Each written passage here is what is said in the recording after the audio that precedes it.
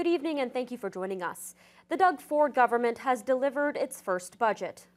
The Conservatives say the current deficit is $11.7 billion and they plan to lower it by $1.5 billion over the next year. But they say they won't be able to balance the books for 5 years. Colin DeMello has more on Doug Ford's financial plan.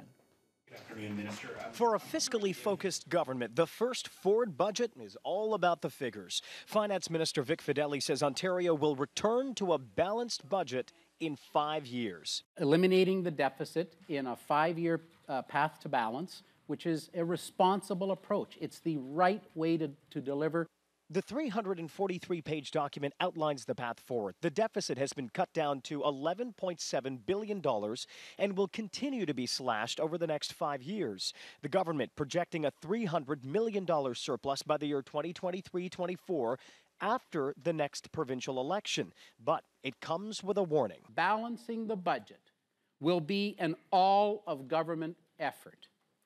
We are looking at every program, every agency, every board, every commission to drive efficiencies, find cost savings, and enable this transformation. To get there, the government will eliminate 8 cents of every dollar Ontario spends, twice what Premier Doug Ford first said. The cuts could come from the post-secondary education system, children and social services, and justice, all of which could lose $1.7 billion over 3 years. The government will increase the health care budget this year by $1.3 billion. The education budget will also add over $700 million. But spending on both sectors will then plateau over the next 5 years. When you're not funding at least to the rate of inflation, you are going to have to cut your budgets to be able to make up your numbers. That's exactly what this Conservative government is doing. The government is hoping to offset the cuts by spending millions of dollars on tax credits. The biggest one, a tax credit for families with children in daycare. The province will spend nearly $400 million a year to give parents up to 75% rebates on their child care and recreation costs. Families earning $20,000 and below will get the most. Families earning above $150,000 are not eligible.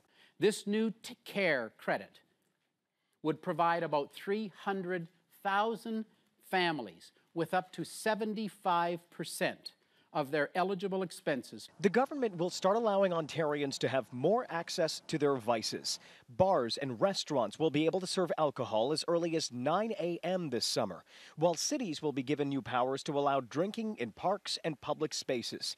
You'll be able to buy lottery tickets on your smartphone, and casinos can now advertise whether they offer free alcohol to gamblers. I do not understand the obsession with alcohol. We've been talking about alcohol for the duration of this government.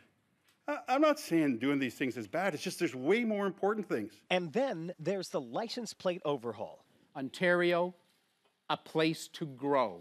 This is what the new license plate will look like. Dark blue background with white lettering, and the new Ontario Trillium logo in the background. The government is also redesigning your driver's license, and every single government ministry will have to carry the same Ontario logo. Colin DeMello, CTV News. As the numbers start to roll out on Ontario Budget Day, leaders around the city have mixed reactions. It was announced an additional $700 million would be spent on education, with a slow rise that will plateau after 5 years. This comes as a bit of a surprise after significant cuts were expected. However, Lakehead Elementary Teachers Federation spokesperson Mike Judge says concerns still loom. Meanwhile, Chamber President Charlotte Robinson says there are some positives for this region. It's hard to make a complete comment until we see the GSNs, until we are able to break apart the budget line by line. But again, it's certainly, we're filled with concerns with the announcements to date thus far, and the lack of respect shown towards teachers and frontline education workers. Things like truck drivers and personal support workers. So the province has agreed and is indicating that they're going to move in the direction to broaden out the requirements to allow those jobs to be considered to help us to attract immigrants to places like Thunder Bay and Northern Ontario. So that's really good news. The Lakehead School Board has cancelled this evening's public meeting at Hammarskjöld High School in the wake of yet another anonymous threat leveled against the school late this morning. The meeting was supposed to provide an opportunity for parents, board officials, and the Thunder Bay Police to meet face-to-face regarding the continued threats. The 11th time since mid-February, a threat has been made against Hammarskjöld High School. The call came in late in the morning while students were in class. It prompted the school and others nearby to be placed on hold and secure, meaning nobody in, nobody out. And after police gave the all clear over the noon hour, the school was closed for the day and the students sent home. As a result, the planned meeting for parents and guardians to discuss and ask questions about the persistent threats isn't happening. Based on information, the parent and guardian information session scheduled for this evening at Hammarskjöld High School has been canceled. They can reach out. This coming one day after Hammarskjöld's school council chair indicated that there was a contingency location for the meeting in case there was another threat. But board spokesperson Bruce Nugent says that was never on the table. When asked why the school board didn't have a contingency plan given the number of threats already leveled against the school, Nugent had this to say. The logistics that were attached to it just didn't allow us to do that. And we could be facing the same issue at any location that we set up at. So the safest thing for us and the safest thing for everybody was to cancel it for today. He adds the board will try its very best to host the meeting in the near future. The numbers are concerning. It's estimated a full 25% of students in this province encounter mental health issues at one time or another.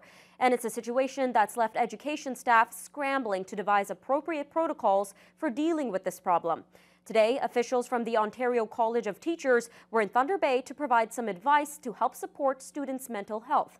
Tyler Kelleher reports. But I would suggest that things are really good here in Thunder Bay.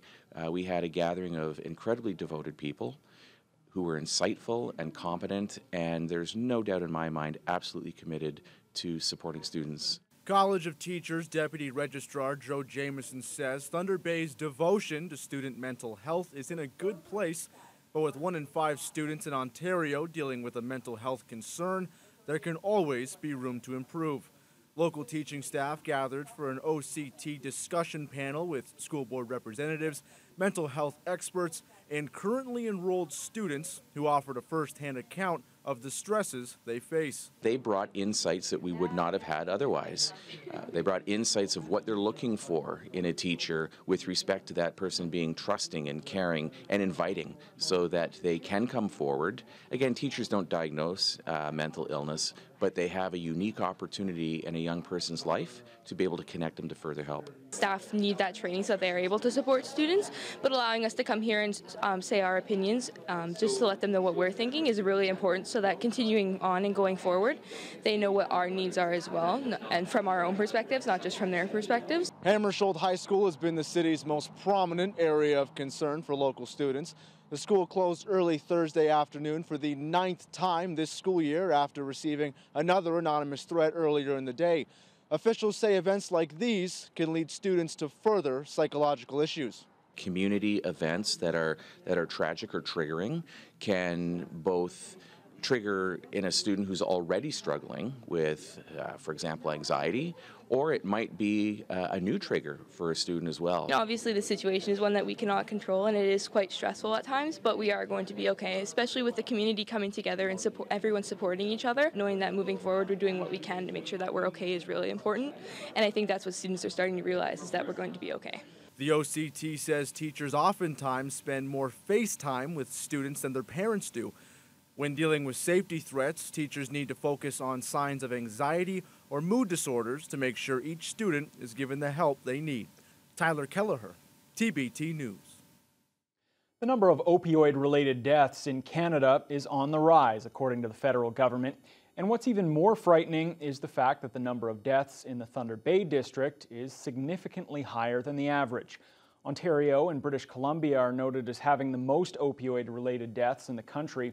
According to newly released figures, the average death rate per 100,000 people is 11.8 from January to September of 2018.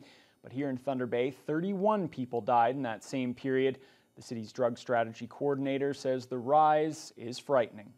I don't think we've seen the numbers quite the same way that they've released them today. So to say since 2016, since January 1, over 10,000 people have died because of opioids. That's really staggering. 93% of those are accidental, which means they're preventable. There are lots of different ways that we can intervene.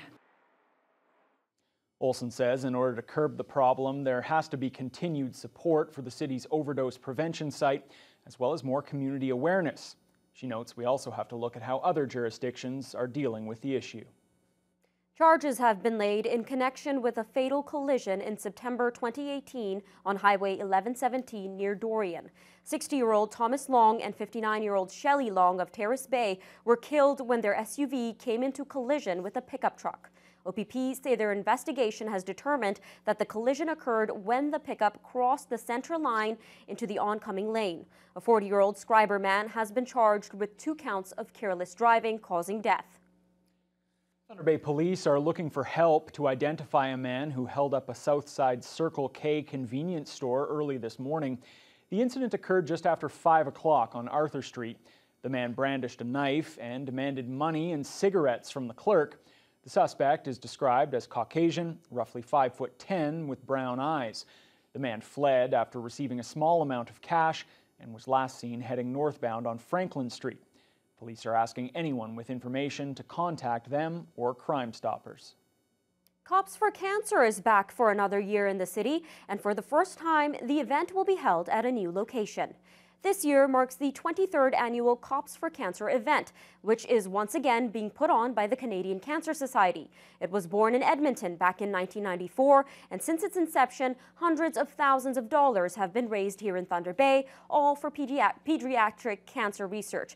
Cancer Society Northwest Regional Manager Maria Cabral says not only is it a popular event, it's highly important to the young people who have to go through the everyday battles of living with the disease.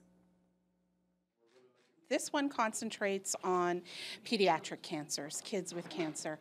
A long-standing relationship with Thunder Bay Police. It's a very simple event, so I think that's why it attracts so many people. People that certainly sign up do their best, and I always say $1 raise is $1 they can put towards the fight, and we certainly want to be able to give as much as we can. This year, Cops for Cancer is moving locations to the Thunder Bay Country Market. It will be held on Saturday, May 11th from 10 a.m. to 1 p.m. The goal for this year's event is $20,000. Anyone can sign up or donate at copsforcancer.ca. The ice pack in and around Thunder Bay's harbour has taken a toll on a Canadian Coast Guard icebreaker. The CCGS Samuel Risley arrived in port on March 22nd and spent 7 days readying the harbour and its approaches for the shipping season. It was then on its way to Whitefish Bay when it encountered problems with its main propulsion engines and had to return to the city.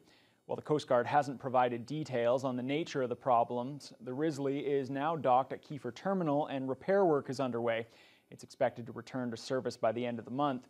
The Coast Guard ship Griffin is currently providing icebreaking services to the port, with the CCGS Pierre Radisson now en route to Thunder Bay to provide relief. The United Way has launched this year's edition of its longest-running local fundraiser with a new twist to this year's campaign.